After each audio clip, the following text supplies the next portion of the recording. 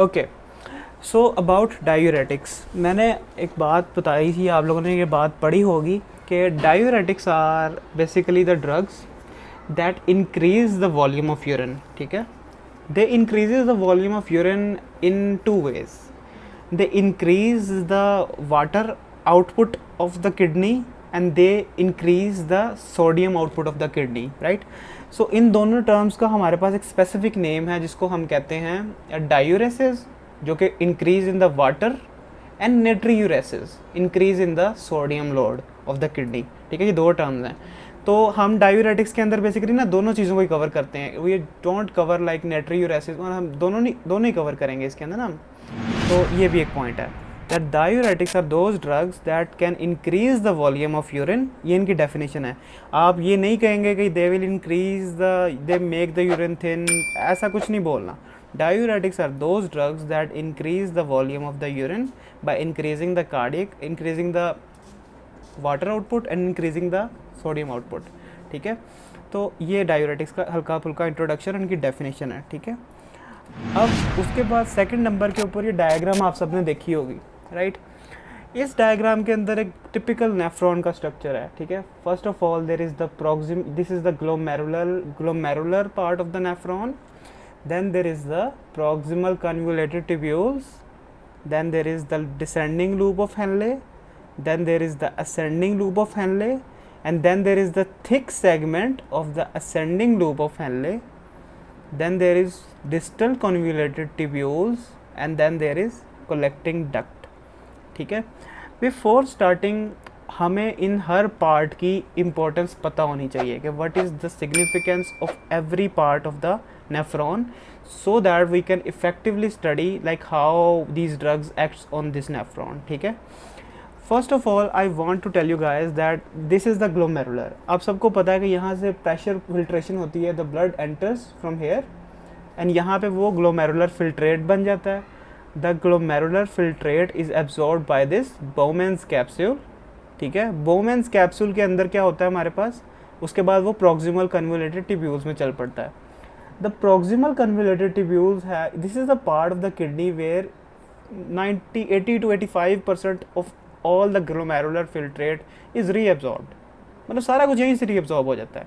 ठीक है, so if I had to tell you guys कि यहाँ से क्या क्या absorb होता है, तो kindly note it down जो मैं आपको बता रहा हूँ सारा कुछ, that 100% of the amino acids are absorbed from here. In the proximal convoluted tubules 100% of the amino acids are reabsorbed. ठीक है, 65 to 65% of the potassium is reabsorbed here. ठीक है, 85% of sodium bicarbonates are reabsorbed here. ठीक है, 40% of sodium chloride is reabsorbed here. 100% of glucose is absorbed here. तो दो चीज़ें हो गई हैं, that glucose, just give me a minute. Hello, हाँ जी, okay okay okay okay okay okay okay okay okay sorry I forgot, वो देखा मैंने अभी. Okay okay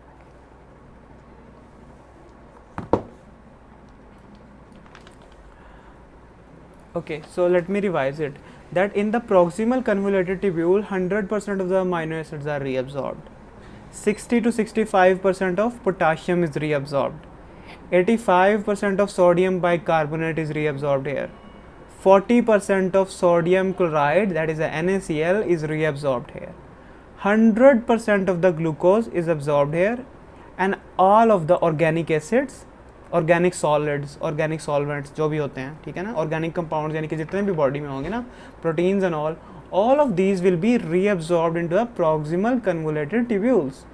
so I told you guys that all of the sodium and all of the glucose and most of the glucose, सारा कुछ यहीं पर reabsorb हो जाता है. तो this is something that you need to remember, that whatever goes into the loop of Henle is very little, it is very small part of the glomerular filtrate. ठीक है, तो ये चीज़ है. अच्छा, अब सारे के सारे अमाइनो एसिड्स भी यहाँ पे हो गए हैं, पोटाशियम भी यहाँ पे रीअब्जॉर्ब हो रहा है, सोडियम भी अब्जॉर्ब हो रहा है, ग्लूकोज सारे का सारा भी यहीं पे अब्जॉर्ब हो रहा है. ठीक है, अगर यहाँ से ग्लूकोज रीअब्जॉर्ब नहीं ना होगा तो जब वो लूप ऑफ हेनले में जाएगा तो उस कंडीशन को हम कहेंगे glucosuria, that the glucose will be present in the urine. तो that is the incompetency of proximal convoluted tubules, ठीक है। तो एक बात ये होती है। अच्छा, और एक बात आपने जो याद रखनी है कि यहाँ से जितनी भी रीअब्जॉर्प्शन होगी ना, all of the reabsorption that is occurring from this part is passive reabsorption. यहाँ पे कोई भी ट्रांसपोर्टर नहीं लगा होगा। All of the substance will be diffused by the gradient mediated transport. यहाँ पे हाई कंसंट्रेशन होगी, इंटरस्टिशियम में लो कंसंट्रेशन होगी, and everything will be remove from here, ठीक है। अच्छा, अब जाहिर सी बात है यहाँ से वाटर भी रिमूव होगा। वाटर पूरे के पूरे नेफ्रॉन से रीअब्जॉर्ब हो रहा होता है मोस्ट ऑफ द टाइम्स, ठीक है, सिर्फ कुछ पार्ट्स के अलावा, ठीक है। तो ये बात भी आपने याद रखनी है। अच्छा, about the proximal convoluted tubule, हम इसको ना कुछ सेगमेंट्स में डिवाइड करते हैं, ठीक है। S1 सेगमेंट हो गया, S2 सेगमेंट हो गया, मतलब there is a convoluted segment and then there is the straight segment. ये हिस्टोलॉजी के पॉइंट्स हैं कि there is a convoluted segment जिसको हम S1 कहते हैं, and then there is the straight segment of the proximal convoluted tubule, इसे हम S2 कहते हैं, ठीक है। अब there is a transporter, S2 के अंदर ना एक ट्रांसपोर्टर लगा होता है, ठीक है। This transporter is a secretary transporter, it secrets all of the हम organic acids, for example NSAIDs, penicillins, cephalosporins, and there is also one important point of this that this is called, यहाँ पे ना uric acid की reabsorption भी होती है। अब जाहिर सी बात है कि जो किडनी है ना ये एक वेस्ट प्रोड्यूस कर रही है, तो वहाँ पे urea and uric acid is our waste, right. Humans and mammals का वो वेस्ट होता है। तो S2 सेगमेंट के अंदर हमारे पास एक ट्रांसपोर्टर होता है that is responsible for the removal of uric acid from here. Now you need to remember this, that whenever there is reabsorption of uric acid from the S2 segment, and then there is a special transporter that is responsible for the reabsorption of uric acid, ठीक है। अब वही transporter जो होता है ना वो कुछ ड्रग्स को भी रीअब्जॉर्ब करवाता है। वो ड्रग्स कौन कौन से होते हैं? NSAIDs, पेंसिलिन्स, सेफ्लोस्पोरिन्स, ठीक है। सो नोट इट डाउन कि यहाँ पे एक S2 सेगमेंट के ऊपर एक ट्रांसपोर्टर है, वो पेंसिलिन्स को, NSAIDs को, सेफ्लोस्पोरिन्स को, यूरिक एसिड को, वो सबकी रीअब्जॉर्प्शन करवा रहा है, ठीक है। सो अब अगर मैं आप में से किसी से पूछूं ये बात कि ये जो रीअब्जॉर्प्शन ये करवा रहा है यहाँ से, तो यूरिक एसिड की करवा रहा था, तो अगर इस बंदे को मैंने NSAIDs दिए होंगे, ऐसे ड्रग्स जो non steroidal anti inflammatory drugs हैं, तो वो भी यहाँ से रीअब्जॉर्ब होंगे। तो व्हाट विल हैपन हियर? यहाँ पे कंपटीशन आ जाएगा। So whenever we will give NSAIDs to a patient, तो NSAIDs क्या करेंगे? यूरिन के अंदर यूरिक एसिड की कंसंट्रेशन इंक्रीज कर देंगे, because NSAIDs will be competing with the same transporter, ठीक है। तो ये बात हो गई, यहाँ तक हमारा था प्रॉक्सिमल कन्वोल्यूटेड ट्यूब्यूल, ठीक है। अब प्रॉक्सिमल कन्वोल्यूटेड ट्यूब्यूल का अगर हम ओवरऑल पिक्चर देखेंगे ना, तो यहाँ पे 65 to 66% सोडियम रीअब्जॉर्ब हो रहा है, ठीक है।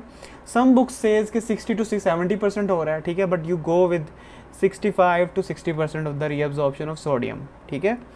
देन देयर इज़, यहाँ पे हमारे पास और क्या चीज़ हो रही है, बाकी सारे मैंने आपको बता दिया, ठीक है। 100% of the amino acids are reabsorbed and 100% of glucose is reabsorbed. And glucose की रीअब्जॉर्प्शन यहाँ पे अगर फेल होगी तो किडनी के अंदर क्या हो जाएगा? ग्लूकोज यूरिया हो जाएगा नेफ्रॉन में, ठीक है। अच्छा, अब हम मूव करेंगे thin segment of descending limb के अंदर, ठीक है। अब थिन डिसेंडिंग लिम्ब के अंदर ना ये लूप ऑफ हेनले है, इसका ये थिन डिसेंडिंग लिम्ब है, ये थिन असेंडिंग लिम्ब है, और इसका ये क्या पार्ट है? Thick part of the ascending limb है। असेंडिंग के दो पार्ट्स हैं ना, एक थिन है एंड एक थिक पार्ट है। एंड जो thick ascending loop of Henley है ना, उसका जो असेंडिंग लिम्ब है, उसके अंदर हमारे पास यहाँ पे कुछ स्पेसिफिक ट्रांसपोर्टर होंगे, पर अभी हम डिसेंडिंग की बात करेंगे। जो थिन डिसेंडिंग लिम्ब होगा ना, वहाँ पे हमारे पास क्या होगा? वहाँ से वाटर रीअब्जॉर्ब होता है। It is highly permeable to water, मतलब यहाँ से पानी सारा निकल जाएगा। अच्छा, अब आपने बात नोट डाउन करनी है कि हमारे पास यहाँ पे ना 60% वाटर यहाँ से रीअब्जॉर्ब हो गया, ठीक है। इस जगह से हमारे पास सारे का सारा वाटर जो है, 5 to 10% वाटर हमारे पास यहाँ से भी रीअब्जॉर्ब होगा, ठीक है। तो हमारे पास नेफ्रॉन के अंदर जो चीज़ें पड़ी रह जाएंगी ना, वो हाईली कंसनट्रेटेड हो जाएंगी। So you have to know this thing. अभी मैं आपको काउंटर क्लॉक मल्टीप्लायर नहीं समझाऊंगा यहाँ पे, but you have to know this कि moving from proximal convoluted tubules to the thin descending part of the nephron, the urine and the filtrate is getting concentrated, वो जहाँ पे हमारे पास उसकी very high concentration of water थी, लेकिन जैसे जैसे वो नीचे मूव करता जाएगा उसके अंदर क्या होगा, वाटर निकलता जाएगा उसमें से, एंड जो अंदर फिल्ट्रेट होगा वो क्या हो जाएगा, वो हाईली कंसनट्रेट हो जाएगा यहाँ पे, ठीक है। So this part is responsible for the concentration of urine, ये बात भी आपको पता है सबको ऑलरेडी। अब मूव ऑन करते हैं to the thick ascending part of the loop of Henle. अब थिक असेंडिंग पार्ट के अंदर ना इस जगह के ऊपर हमारे पास एक ट्रांसपोर्टर होता है, किसी को याद है sodium potassium 2 chloride transporter, that is present over here, ठीक है। ये क्या करेगा, ये sodium potassium and 2 chloride ions it will remove it from here, ठीक है। तो this will be occurring here, ठीक है। यहाँ पे मतलब देखिए, अब मैं आपको ट्रांसपोर्टर्स याद करवा दूँ कहाँ कहाँ पे होते हैं। प्रॉक्सिमल कन्वोल्यूटेड ट्यूब्यूल के S1 सेगमेंट में कोई ट्रांसपोर्टर नहीं होता, ठीक है। S2 सेगमेंट के अंदर एक प्रिडोमिनेंटली एक ट्रांसपोर्टर होता है, and that transporter is responsible for the reabsorption of uric acid, ठीक है। वो यूरिक एसिड का एक्सक्रीटर होता है। और वो यहाँ पे हमारे पास क्या होता है, यहाँ पे हमारे पास एक चीज़ और होती है जहाँ वो क्या करता है, वो हमारे पास NSAID, सेफ्लोस्पोरिन्स और पेंसिलिन्स को भी यहाँ से ट्रांसपोर्ट कर रहा है। So it's another point. Moving forwards to the, ये हो गया। अब यहाँ पे हमारे पास thick ascending part of loop of Henle में हमारे पास कौन सा ट्रांसपोर्टर था, सोडियम पोटाशियम 2 क्लोराइड ट्रांसपोर्टर। अब जो सोडियम पोटाशियम 2 क्लोराइड ट्रांसपोर्टर था ना, इसका सिर्फ एक ही काम था यहाँ पे कि इसने सारे का सारा सोडियम पोटाशियम को यहाँ से क्या करवाना था, रिमूव करवाना था, सोडियम पोटाशियम एंड 2 क्लोराइड्स। अब मैं आपको फिर एक बात भी याद करवाऊंगा कि यूरिन जब हम जो फिल्ट्रेट था, जब वो प्रॉक्सिमल कन्वोल्यूटेड ट्यूब्यूल से लूप ऑफ हेनले में आ रहा था, मतलब मेडुला की तरफ जा रहा था, ये हमारे पास किडनी का कॉर्टेक्स होता है ना, और ये हमारे पास मेडुला है। तो जब वो कॉर्टेक्स से मेडुला की तरफ मूव करेगा तो वो कंसनट्रेट होगा, और जब वो मेडुला से कॉर्टेक्स की तरफ जाएगा तो वो दोबारा से डाइल्यूट होगा, it will be diluted again, ठीक है। उसकी कंसनट्रेशन फिर से कम होगी, राइट। तो ये बात है। अच्छा, अब यहाँ पे कंसनट्रेशन कम कैसे हो रही है कि potassium, calcium, magnesium, sodium, basically यहाँ पे ट्रांसपोर्टर जो होता है ना, वो सोडियम पोटाशियम 2 क्लोराइड ट्रांसपोर्टर होता है, या इसका दूसरा नाम होता है sodium potassium 2 chloride symporter, because it is transporting all of these ions to outside into the medullary interstitium or whatever you can say कि cortex की बात भी कर सकते हैं ना, मतलब ये बेसिकली इंटरस्टिशियम के अंदर इसको लेके आएगा। तो ये बात है याद। Now moving forwards to the distal convoluted tubule. अब डिस्टल कन्वोल्यूटेड ट्यूब्यूल के अंदर ना कोई सेगमेंट्स नहीं है यहाँ पे हमारे पास एक ट्रांसपोर्टर होता है जिसका नाम होता है सोडियम क्लोराइड को ट्रांसपोर्टर, यानी कि सोडियम भी यहाँ से निकलेगा और क्लोराइड भी यहाँ से निकलेगा, ठीक है। और इसी जगह के ऊपर हमारे पास पैराथायरॉयड हार्मोन भी एक्ट करता है, इन्हीं ट्रांसपोर्टर की मॉड्यूलेशन करवाएगा ना वो, तो वो PTH का फंक्शन भी होगा, ठीक है। तो डिस्टल कन्वोल्यूटेड ट्यूब्यूल के बारे में याद क्या रखना था कि there is only one transporter, that is sodium chloride symporter. Now we will move towards the collecting ducts, and collecting ducts के अंदर हमारे पास एल्डोस्टेरोन एक्ट करता है, एंड एल्डोस्टेरोन क्या करेगा, यहाँ पे सोडियम क्लोराइड की रीअब्जॉर्प्शन करवाएगा। अच्छा, अब ये पॉइंट देखें अगर आप लोग कि एल्डोस्टेरोन अगर ज़्यादा होगा ना तो सोडियम क्लोराइड की रीअब्जॉर्प्शन ज़्यादा होगी, और अगर एल्डोस्टेरोन जो है हमारे पास कम होगा तो हमारे पास उसकी एब्जॉर्प्शन कम होगी। मतलब basically aldosterone is modulating the sodium and it is, ये जो होता है ना एल्डोस्टेरोन और सोडियम क्लोराइड और collecting ducts, it is the final checkpoint for the concentration of urine, ठीक है।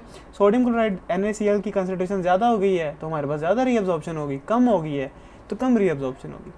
अच्छा, अब एक और बात आपने याद रखनी है कि whenever there is reabsorption of sodium, it will always and most of the times will accompany the reabsorption of water, ठीक है। And one more thing about the loop of Henle, that ascending thick limb is impermeable to water. No amount of H2O will be reabsorbed from here, ठीक है। अब बात करते हैं कुछ values की, ठीक है। 25 to 30% of sodium chloride will be reabsorbed from the thick ascending limb, ठीक है।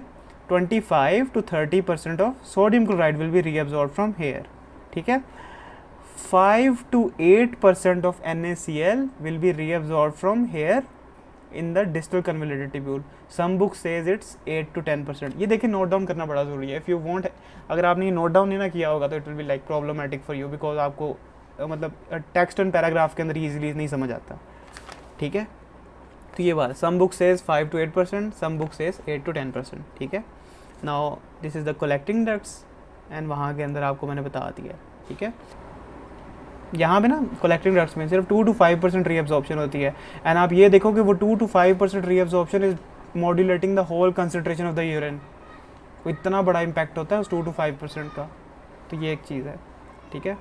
अच्छा, ये बात याद रखनी है। अच्छा, मैंने आपको एक बात बताई है कि यहाँ पे ना एक ट्रांसपोर्टर होता है S2 सेगमेंट के अंदर। उस ट्रांसपोर्टर का फंक्शन क्या था कि it was reabsorbing the NaCl, uric acid. और जितने यूरिक एसिड एक एसिड है ना, तो जितने भी हमारे पास एसिडिक ड्रग्स होंगे ना, वो कम्पीट करेंगे उस ट्रांसपोर्टर के साथ। तो जब वो कम्पीट करेंगे तो हमारे पास यूरिन के अंदर concentration of uric acid increase कर जाएगी। तो जब भी हम NSAIDs देते हैं, या किसी ने पैनाडोल खाई होती है, तो आपको ये बात या आपने ऑब्जर्व करनी है कि आपका यूरिन जो होता है वो कंसनट्रेटेड होता है। If you are taking Panadol for some fever like malaria and you are taking like 3 tablets like every other day, तो you will get a very concentrated urine. You have to observe it next time you take a Panadol. अल्लाह ना करे किसी को ज़रूरत पड़े, but if you do, तो make sure to note this thing, ठीक है। अच्छा, अब S1 सेगमेंट और S2 सेगमेंट के अंदर एक और ट्रांसपोर्टर होता है, ठीक है। वो जो ट्रांसपोर्टर होता है ना S1 सेगमेंट और S2 सेगमेंट के अंदर वो ट्रांसपोर्टर होता है, that transporter will be responsible for reabsorption of basis, ठीक है ना। वीक बेसिस की रीअब्जॉर्प्शन के लिए वो इंपॉर्टेंट होगा।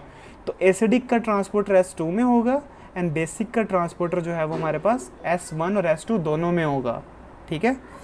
अच्छा यार, हम लोग ये टॉपिक इस वक्त जो पढ़ रहे हैं ना, इट इज़ कॉल्ड, हम अभी फिजियोलॉजी ऑफ नेफ्रॉन को रिवाइज कर रहे हैं, because it is very crucial to revise the physiology of nephron before starting the diuretics. मैं आपको डायूरेटिक्स नहीं पढ़ा सकता जब तक मैं आपको थोड़ी सी उसकी बेस ना बना दूं कि हाउ द नेफ्रॉन वर्क्स, ठीक है ना। अभी बताते हैं। अच्छा, अब हम बात करेंगे, कुछ इंपॉर्टेंट चीज़ों की बात करेंगे। ये एक बिग कैटजंग से टेबल लिया हुआ है, ठीक है। इसके अंदर लिखा हुआ है कि फंक्शंस लिखे हुए हैं सेगमेंट के ना, तो मैंने आपको मोस्टली ये बता दिए हैं कि किसकी वाटर परमेबिलिटी हाई है, PCT की हाई होगी, यहाँ से सारा कुछ हो ना, ये सारा आपको मैंने अभी एक्सप्लेन किया है। तो ये table is a very good indicator. अगर आपने नेफ्रॉन, आई विल रिकमेंड कि आप लोग ये सारे का सारा यहाँ पे नोट डाउन करें, और अगर आपने यहाँ पे नोट डाउन नहीं किया तो at least give a read to this table एक दफ़ा, ठीक है। अच्छा, ये चीज़ हो गई। अच्छा, अब हम ना बात करते हैं डायूरेटिक्स की। मैंने आपको बताया था कि diuretics are the drugs that are responsible for the increase in volume of the urine, right. तो वॉल्यूम ऑफ द यूरिन को दो तरह से इंक्रीज कर रहे थे। They were either increasing the water load and they were either increasing the sodium load of that, ठीक है ना। ये दो चीज़ें कर रहे थे वो, नाइट्रियूरेसिस भी हो रही थी और हमारे पास डायूरेसिस भी हो रही थी। मतलब आयंस का लॉस भी हो रहा था और हमारे पास वाटर का लॉस भी हो रहा था, राइट। तो ये चीज़ है। अच्छा, ठीक हो गया। अब हम दोबारा क्लासिफिकेशन पे चलते हैं, ठीक है। ये हो गए हाई सीलिंग डायूरेटिक्स, ठीक है। मोनिक anhydrase inhibitors, thiazide diuretics, loop diuretics. ये तीनों की तीनों क्लासिफिकेशन जो है ना, ये तीनों की तीनों क्लासेस जो हैं, ये क्या करती हैं, पोटाशियम वेस्टिंग करवाएंगी। ये these are potassium wasting diuretics, ठीक है। उसके बाद हमारे पास एक क्लास होती है पोटाशियम स्पेयरिंग डायूरेटिक्स।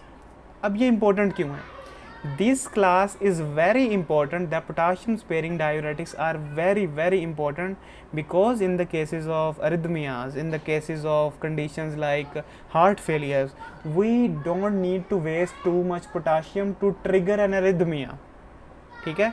अगर हम डायूरेटिक्स देते रहेंगे और हमारी बॉडी से पोटाशियम लॉस होता रहेगा, तो potassium is a stabiliser kind of stuff ना, मतलब स्टेबलाइजर होता है। इट काजेज हाइपर पोलैरिटी ना। तो अगर पोटाशियम बॉडी से बहुत ज़्यादा लूज़ हो जाएगा तो हमारे पास क्या होगा कि हमारे पास अरिथमियाज ट्रिगर हो जाएंगे। We will go into tachy arrhythmias, we will go into tachycardias, atrial fibrillations, ventricular fibs. तो we need these diuretics in patients of already going through arrhythmias, ठीक है। तो ये ज़रूरी होते हैं इनके अंदर। ये आगे जो इनकी क्लासेस हैं, इनकी बात हम इंडिविजुअल टॉपिक्स में करेंगे। अभी सिर्फ आपको मैं एक जनरल ओवरव्यू दे रहा हूँ इस टॉपिक का, ठीक है। उसके बाद हम बात करते हैं मैनिटोल डायूरेटिक्स और ऑस्मोटिक डायूरेटिक्स। जो ऑस्मोटिक डायूरेटिक्स होते हैं ना, ये पूरे के पूरे नेफ्रॉन में एक्ट करेंगे। They will act in proximal convoluted tubule, they will act in distal convoluted tubule, collecting ducts, ये थ्रू एंड थ्रू हर जगह पे एक्ट करेंगे, ठीक है। एडीएच एंटागोनिस्ट भी होते हैं। ये एडीएच एंटागोनिस्ट कहाँ पे होंगे हमारे पास, जहाँ पे हमारे पास एंटी डायूरेटिक हार्मोन एक्ट करेगा, right, that is the collecting tubules, तो ये वहाँ पे एक्ट करेंगे। सो हमारे पास अब कितनी क्लासेस हो गई हैं डायूरेटिक्स की। अभी आप सिर्फ क्लासिफ अभी आपको सिर्फ अगर इस लेक्चर के अंदर अगर आपको सिर्फ और सिर्फ इनके नेम्स याद हो जाए ना, ये क्लासेस के आपने किए हुए हैं सेकंड ईयर फिजियो में, याद, I know that, but still मैंने अपना काम करना। So this is carbonic and hydrogen inhibitors. Number 2 thiazide diuretics, जिनको हम कहते हैं सोडियम क्लोराइड सिम्पोर्टर्स, ठीक है। Then there is high ceiling diuretics, that are the loop diuretics. Then there is the potassium sparing diuretics, then there is the osmotic diuretics, and then there is ADH antagonist. So अभी मैं आपको बता रहा था कि क्या कहते हैं जो डायूरेटिक्स होते हैं ना, ये एक्ट कहाँ पे कर रहे हैं, ठीक है। तो सबसे पहले मैं रिवाइज एक दफ़ा कर देता हूँ हल्का सा, कि हमारे पास जो होते हैं ना प्रॉक्सिमल कन्वोल्यूटेड ट्यूब्यूल के अंदर, यहाँ पे हमारे पास एक्ट करेंगे diuretics that are carbonic and hydrogen inhibitors, ठीक है। जो हमारे पास लूप ऑफ हेनले में एक्ट करेंगे, दीज डायूरेटिक्स विल बी, सारे के सारे डायूरेटिक्स, मतलब ऑस्मोटिक डायूरेटिक्स यहाँ पे सारे एक्ट करेंगे, ठीक है। असेंडिंग लिम्ब के अंदर हमारे पास कौन से एक्ट करेंगे, loop diuretics. Distal convoluted tubule में हमारे पास कौन से एक्ट करेंगे, डिस्टल कन्वोल्यूटेड ट्यूब्यूल के अंदर हमारे पास एक्ट करेंगे थायाजाइड्स, प्लस जो होते हैं पीटीएच एंटागोनिस्ट भी होते हैं, यहाँ पे कुछ इस तरह के विटामिन्स वगैरह वाले भी होते हैं, यहाँ पे एक्ट करते हैं। दैन कलेक्टिंग ट्यूब्यूल के अंदर हमारे पास एडीएच एंटागोनिस्ट एक्ट करेंगे, और हमारे पास क्या करेंगे, potassium sparing diuretics that are aldosterone antagonist वगैरह, वो चीज़ें होती हैं, ठीक है। तो ये कुछ है मोटा मोटा डायूरेटिक्स का। तो अब जो आज के लेक्चर से आपने चीज़ याद रख के जानी है वो ये है कि परसेंटेजेस जो मैंने आपको बताई हैं कि किस में से कौन कौन सी परसेंटेज निकल रही है। High ceiling diuretics are, why these diuretics are not efficacious as they should be, जितना इनको होना चाहिए, because they are acting with 5 ions, potassium, calcium, magnesium, sodium, potassium chloride. How they are acting with magnesium and calcium वो हम बाद में discuss करेंगे when will discuss this individual topic, ठीक है। तो डिस्टल कन्वोल्यूटेड ट्यूब्यूल के अंदर ये सोडियम क्लोराइड को ट्रांसपोर्टर्स हैं। अच्छा, अब बात मैकेनिज्म ऑफ एक्शन की भी थोड़ी बात कर लेते हैं। फर्स्ट ऑफ ऑल जो हमारे पास थायाजाइड, जो हमारे पास कार्बोनिक एंड हाइड्रोजन इनहिबिटर्स हैं, वो कार्बोनिक एंड हाइड्रोजन इनहिबिटर को ब्लॉक करेंगे, सिंपल इज़ दैट, कोई कन्फ्यूजन नहीं है इसमें। जो लूप डायूरेटिक्स हैं वो सोडियम पोटाशियम 2 क्लोराइड ट्रांसपोर्टर को ब्लॉक करेंगे, ये उसका मैकेनिज्म ऑफ एक्शन है। सोडियम क्लोराइड क्या करेंगे, सोडियम क्लोराइड ट्रांसपोर्टर को ब्लॉक करेंगे, को ट्रांसपोर्टर को, ये थायाजाइड्स करेंगे। पोटाशियम स्पेरिंग डायूरेटिक्स क्या करेंगे, एल्डोस्टेरोन एंटागोनिस्ट होते हैं वो।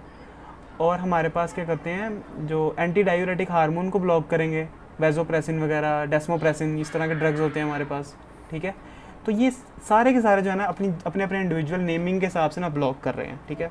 इस तरह से हम डायूरेटिक्स को क्लासीफाई कर रहे हैं।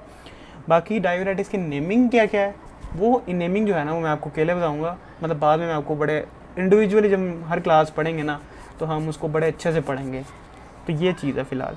तो अभी आपने क्या याद रखना है इस वक्त, कि आपने नेफ्रॉन का स्ट्रक्चर हल्का फुल्का याद रखना है, उस पार्ट की नॉर्मल फिजियोलॉजी क्या थी, वहाँ पे हो क्या रहा था, डायूरेटिक वहाँ पे गया तो कैसे गया एंड उसने क्या किया वहाँ पे जाके, how these brought about their diuresis, ये सारी चीज़ें हम यहाँ पे पढ़ेंगे अभी, ठीक है। तो अभी ना आप अपने पास ना कुछ पॉइंट्स लिख लें काइंडली। जब भी हम कोई डायूरेटिक पढ़ेंगे ना तो हम उसकी ये चीज़ें, उसको हम इन पार्ट्स में स्टडी करेंगे। सबसे पहले तो सबसे पहले ना जब हम भी किसी भी डायूरेटिक का मैकेनिज्म ऑफ एक्शन डिस्क्राइब करते हैं ना तो हम कुछ हेडिंग्स में डिस्क्राइब करते हैं। सबसे पहले हम ये करते हैं कि how that where that diuretic act, कि वो एक्ट कहाँ पे कर रहा है। Number 1 is the site of action, ठीक है। Number 2 is how that diuretic reaches the site of action, ठीक है। Number 3 is where the diuretic is acting, what is the normal physiology of that part of the nephron, ठीक है। Number 4 are the clinical uses of that diuretics, ठीक है। तो जब भी मैं आपसे किसी डायूरेटिक्स का मैकेनिज्म ऑफ एक्शन पूछूं तो आपने मुझे क्या बताना है कि what is the site of action of that diuretics, how the diuretics reach that site of action, number 3 what are the normal physiology of that site of action, number 4 what the diuretic is doing by going there, number 5 are what are the ionic changes that are produced in that part of the nephron, ठीक है। number 6 is how the diuresis is brought about।